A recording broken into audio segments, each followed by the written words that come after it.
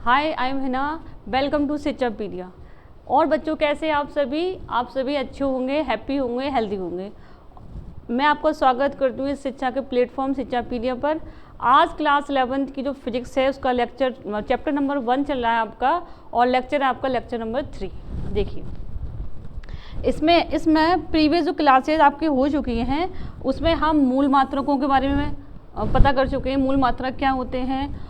आज हम पढ़ेंगे मूल मात्रकों की परिभाषाएं, जो आपके क्लास 11th में आपसे पूछ ली जाती हैं। ये आपकी 5 नंबर या 3 नंबर की ज़रूर आती हैं। और व्युत्पन्न मात्रक क्या होते हैं इनके बारे में पढ़ते हैं। ठीक है, चलो स्टार्ट करते हैं क्लास को अपने को।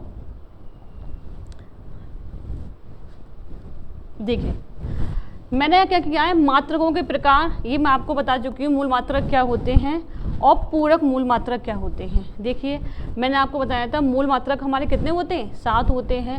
लंबाई, द्रव्यमान, समय, इनको और क्या कहते हैं, इनको हम कहते हैं मूलभूत मात्रक। मतलब जिनके बिना हमारी जो डेली बेसिक की जो ज़रूरतें हैं वो पूरी नहीं हो सकती। जैसे हमारी डेली ज़रूरत में हमें लंबाई की ज़रूरत पड़ती है, इनकी मात्रा क्या है इसका, मीटर।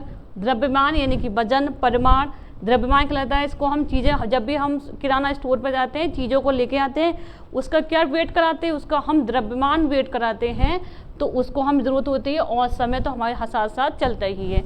तो इन तीनों मूल राशियों को हम मूलभूत राशियाँ भी कहते हैं। इसके अलावा विद्युत धारा, ताप, ज्योति तीव्रता और पदार्थ की मात्रा। इस प्रकार जो मूल राशियां हैं हमारी वो कितनी हैं, 7 हैं। और पूरक मूल मात्रक क्या है हमारी, ये हैं आपकी कोण और घन कोण। देखें, लंबाई को किस में मापा जाता है, लंबाई को मापा जाता है आपका मीटर में। जब भी आप कपड़ा लेने जाते हैं मार्केट से तो क्या होता है, वो आपका मीटर में नाप के तो देता है, ऐसा तो है नहीं वो किलोग्राम में आपको नाप को देता है, नहीं देता ना, क्योंकि लंबाई हमेशा किस में मापी जाती है, मीटर में। किस में मापी जाएगी, मीटर में। अब आ जाओ आपके द्रव्यमान का यानी कि वजन का।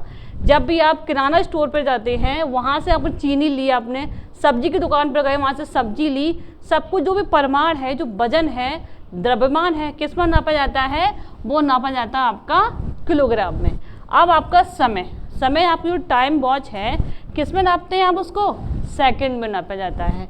अब हमारी जो देखिए, अब आ गई हमारी विद्युत धारा यानी कि इलेक्ट्रिसिटी। हमारे घर में जो बिजली चल रही है, जो विद्युत धारा है, उसको जो आपका मीटर लगे हुआ होता है वो किस में नापा जाता है, वो नापी जाती है आपकी एम्पियर में। किस में नापी जाती है, एम्पियर में। अब अगला क्या है, ताप यानी कि टेम्परेचर। जब आपको फीवर आता है, बुखार आ जाता है, तो आप जब डॉक्टर की दुकान पर जाते हैं, जो थर्मामीटर लगाकर आपका नापते हैं, वो किस में नापा जाता है, वो आपका नापा जाता है आपका केल्विन में। ठीक है। ज्योति तीव्रता, इसको तो आप अपने रियल लाइफ में यूज़ करते ही नहीं है, इसमें आप बुक्स में पढ़ेंगे इसके बारे में, क्योंकि ज्योति तीव्रता हमारी क्या होती है। इसका जो मात्रक होता है वो होता है आपका कैंडेला। और पदार्थ की जो मात्रा होती है, फिजिक्स में हम जो पदार्थ लेंगे उनकी जो मात्रा है वो किस में मापी जाएगी, वो मापी जाएगी आपके मोल में। देखिए, इन्हीं मात्रकों को जो सिंबल हैं, जो चिन्ह हैं, वो क्या है, मीटर का जो सिंबल होता है वो होता है आपका एम, और किलोग्राम होता है केजी, सेकंड का होता है, हम खाली सेकंड को एस लिख देते हैं, और एम्पियर के लिए होता है आपका ए, केल्विन के लिए के, और जो कैंडेला है इसका होता है आपका सी और डी यानी कि सी डी। मोल को नापते हैं हम MOL मोल में। ये इनके प्रतीक चिन्ह हैं। जैसे कि हमने बल निकाला, क्या लिख देते हैं हम, बल का मात्रा लिख देते हैं न्यूटन, खाली N से। ठीक है। अगर हम लंबाई लिख रहे हैं, हमने लिखा 3 मीटर, ऐसे भी लिख सकते हैं हम। कैसे लिखेंगे, 3M हो गया। ये मतलब उस अपनी जो क्वांटिटी है उसको किससे दिखाते हैं हम, इसे दिखाते हैं हम उसके प्रतीकों से, उसके प्रतीक चिन्हों से। और देखें क्या है, ये देखो यहाँ पर है कोण। कोण को किस में नापा जाता है, कोण को नापा जाता है रेडियन में, और घन कोण को नापा जाता है आपका स्टेरेडियन में। किस में, कोण हमारा नापा जाएगा रेडियन में, जिसका जो चिन्ह है वो क्या होता है, रेड यानी कि लाल। रेडियन को लिखा जाता है RAD और स्टेरेडियन को लिखा जाता है SR। तो ये जो आपके मूल राशियां हैं, मूल मात्रक हैं और प्रतीक हैं, इनको आपको अच्छे से मालूम होना चाहिए, क्योंकि आपकी फिजिक्स स्टार्ट हो रही है। फिजिक्स स्टार्ट होने के साथ साथ आपके जो मात्रक हैं उनके बारे में आपको जानकारी होनी चाहिए कि हम कोई राशि नापते हैं तो किस उसको नापने वाला जो मात्रक है वो क्या है। जैसे लंबाई थी, किस में नापा? मीटर में, और इसका चिन्ह क्या है? एम है। उसी तरह हमारा द्रव्यमान था, किस में नापा? किलोग्राम में। चिन्ह क्या है उसका? केजी। उसको हम किलोग्राम लिख सकते हैं, या शॉर्ट फॉर्म में हम उसको खाली केजी भी लिख सकते हैं। उसी तरह हमारा समय है, सेकंड में नापा जाता है, खाली हम सेकंड लिखें या क्या करें, खाली उसको एस लिख दें। इन प्रतीक चिन्हों की सहायता से हम किसी भी चीज़ की क्वांटिटी को, परिमाण को आसानी से व्यक्त कर सकते हैं। जैसे कहीं लिखा हो 3 मीटर, तो क्या करेंगे आप? तुरंत पहचान लेंगे ये जो मीटर है लंबाई का मात्रक है और ये किसी की लंबाई की मात्रा दी हुई है। कहीं लिखा हुआ है 4 किलोग्राम, तो आप तुरंत पहचान लेंगे ये किसी के द्रव्यमान की वैल्यू दी हुई है, किसी के परिमाण की वैल्यू दी हुई है, क्योंकि उसका मात्रक साथ में क्या लिखा हुआ है? केजी। तो उसी तरह हम उसके मात्रकों से उनकी राशियों की पहचान कर सकते हैं जब हमें इसका ज्ञान होगा। अगर हमके प्रतीक चिन्ह याद होते हैं तो भी हम मूल राशि निकाल सकते हैं, मात्रक याद हैं तो भी हम उसके मूल राशि को पता कर सकते हैं। आगे देखते हैं।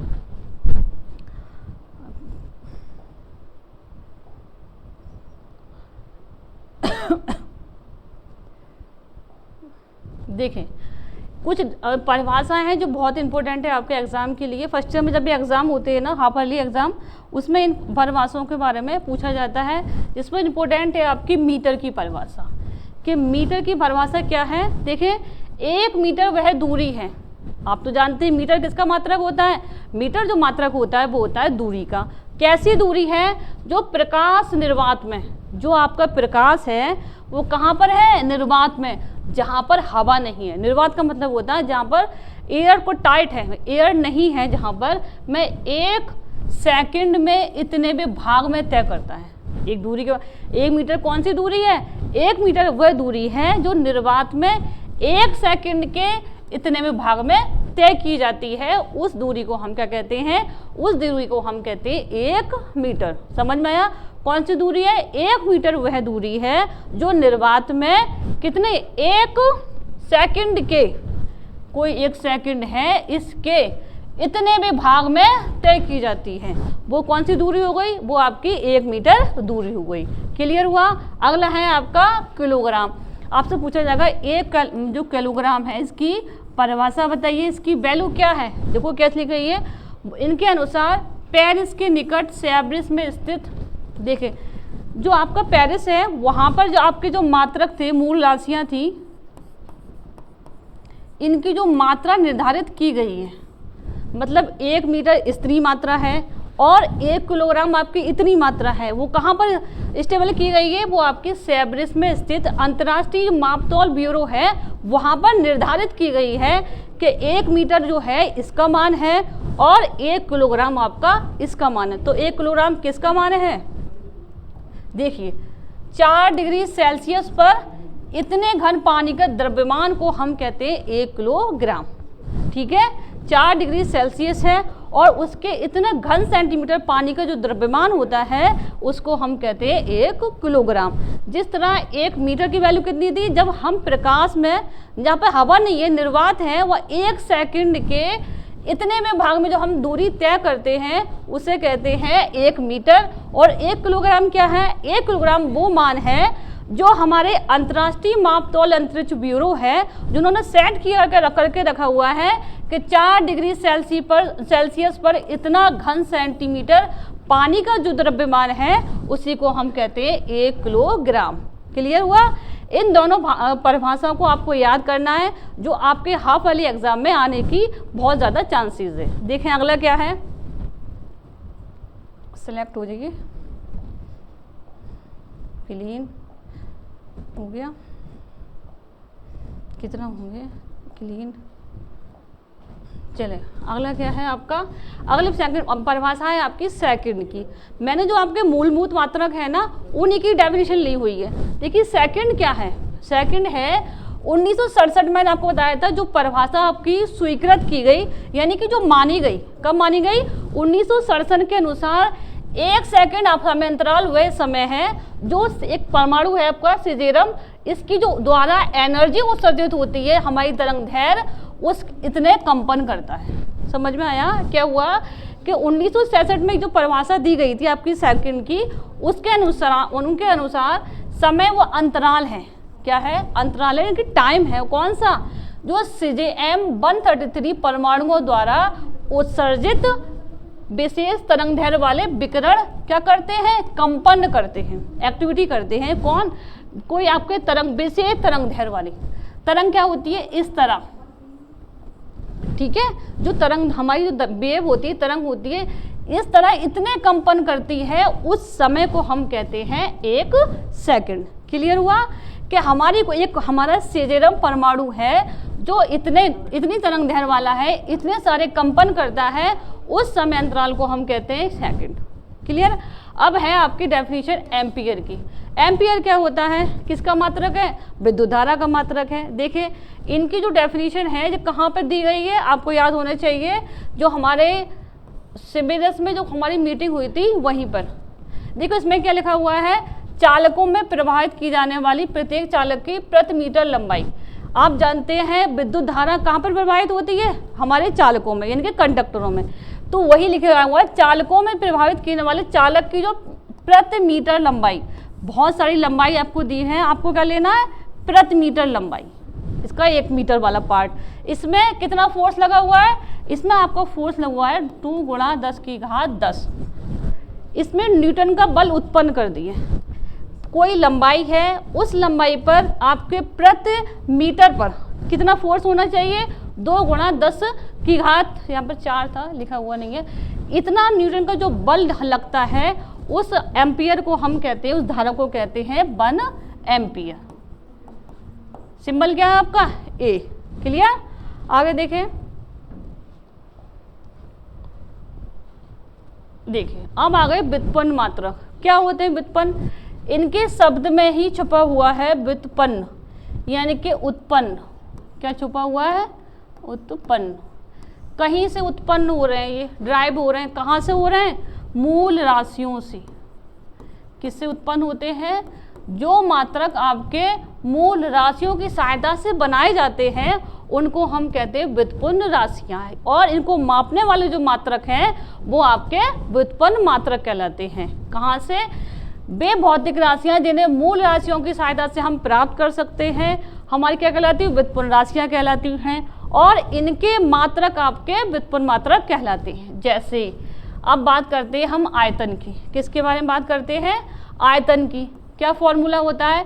लंबाई गुणा चौड़ाई गुणा ऊंचाई। देखो लंबाई आपकी किस में नापी जाती है? मीटर में। चौड़ाई किस में नापी जाती है? मीटर में। ऊंचाई भी किस में नापी जाएगी? मीटर में। ये सब क्या है? आपकी मूल राशियां तो हैं। लंबाई आपकी मूल राशि है, तो हम चौड़ाई भी एक तरह की लंबाई ही है, ऊंचाई भी आपकी एक तरह की लंबाई है। तो कहाँ से उत्पन्न हुई है ये मात्र आयतन? कहाँ से आया है? मूल राशियों से। तो व्युत्पन्न राशियाँ कौन सी हैं? जिन्हें हम मूल राशियों से प्राप्त करते हैं, यानी कि जिनका जन्म मूल राशियों की सहायता से होता है, वो हमारे व्युत्पन्न राशियाँ कहलाती है। ऐसे ही हमने इस फॉर्मूले में किया है। हमने लिया आयतन, कहाँ से मिला? ये मूल राशियों से। लंबाई को m, चौड़ाई को भी m, ऊंचाई को भी m। टोटल क्या हुआ इसका मात्रक? m³ या मीटर क्यूब। उसी तरह घनत्व, द्रव्यमान बट्टे आयतन, इसका मात्रक फॉर्मूला होता है द्रव्यमान बट्टे आयतन। द्रव्यमान मतलब m। आयतन का फॉर्मूला क्या है? ये है, अभी लगाया था हमने, लंबाई गुणा चौड़ाई गुणा ऊंचाई। कहाँ से आना है? कहाँ से आना है? ये भी मूल राशियों से। कौन से हो जाएंगे हमारे? व्युत्पन्न राशियाँ या व्युत्पन्न मात्रक। मात्रक क्या निकलेगा यहाँ से? इसका m/m³। m से m कट जाएगा, 1 मीटर स्क्वायर या m⁻²। ठीक है। अगला देखें वेग। वेग का फॉर्मूला क्या होता है? वेग होता है विस्थापन बट्टे समय। वेग क्या होता है आपका? विस्थापन बटे समय। विस्थापन क्या है? एक तरह की हमारी दूरी ही होती है, दूरी ही होती है। समय तो आपका समय है ही। दूरी को किस में नापते हैं? मीटर में। समय को किस में नापते हैं? सेकंड में।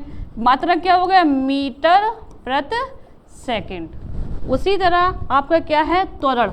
इसका क्या है आपका? इसका जो फॉर्मूला होता है वो होता है वेग बटे समय। वेग का फॉर्मूला क्या है? दूरी बटे समय। है कि नहीं है? और बट्टे में एक और क्या आपका लगा हुआ है? समय। तो ये क्या हो जाएगा? दूरी का क्या होता है? मीटर। समय और समय क्या हो जाएगा? आपको समय किस में नापते हैं? सेकंड सेकंड में, यानी कि मीटर प्रति सेकंड स्क्वायर। किसका मात्रक हो गया आपका? त्वरण का। उसी तरह आपका बल, यानी कि हमारी जो व्युत्पन्न राशियां हैं, कहने का मतलब ये है सारी कहाँ से आ रही हैं? ये सारी आ रही हैं आपकी मूल राशियों की सहायता से। क्योंकि हम आयतन का जब फॉर्मूला लगाते हैं इसमें क्या आ जाती है? लंबाई, और लंबाई क्या है? हमारी मूल राशि। घनत्व का फॉर्मूला लगाते हैं यानी कि द्रव्यमान क्या है? आपकी मूल राशि। वेग का फॉर्मूला लगाते हैं यानी कि विस्थापन बट्टी समय क्या है? विस्थापन भी एक दूरी है, क्या है? मूल राशि। त्वरण वेग बट्टे समय, वेग का फॉर्मूला फिर लगाएंगे हम दूरी बट्टे समय। यहाँ पर क्या आ गई? दूरी। तो जो भी व्युत्पन्न राशियाँ हैं वो सब हमारी मूल राशियों की सहायता से ही उत्पन्न होती हैं, इसीलिए हम इसको व्युत्पन्न राशियाँ कहते हैं। और इनके द्वारा जो मात्रक हैं इनके, वो व्युत्पन्न मात्रक कहलाते हैं। क्लियर हुआ? आगे देखें। क्लीन ऑल सेलेक्ट कुछ है।